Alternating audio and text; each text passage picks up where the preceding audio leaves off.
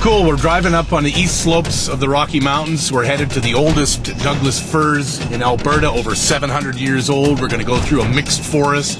We're going to see some ravaged trees.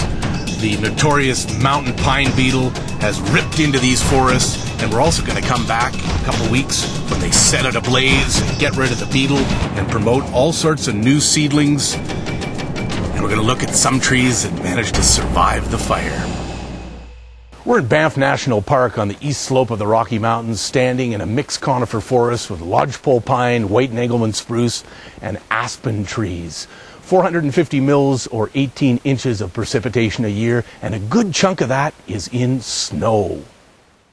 Lodgepole pine forests usually last for about 100 years, and then fire is the catalyst which usually destroys this forest. In this case, fire has not come through this forest, and as a result, the voracious mountain pine beetle, a bark beetle, has moved in, and it's going to knock this forest down. Come on, let's have a look at what the mountain pine beetle looks like. Yep, there it is, the point of entry for the mountain pine beetle.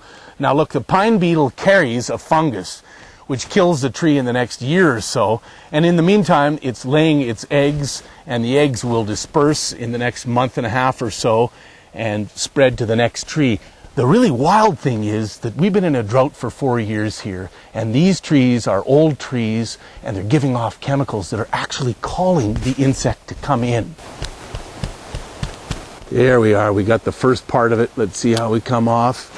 Ooh, this is a classic example, ladies and gentlemen. Here she is, a voracious mountain pine beetle. In about a month or so, she will awake. The heat of the sun will heat the bark, cueing her to go, and she will lay her eggs, which will disperse in about a month or so after that. Sure doesn't look like very much, eh? Well, 3 years ago when they landed in this forest, there were only 150 trees infected. The next year we found 350 trees infected.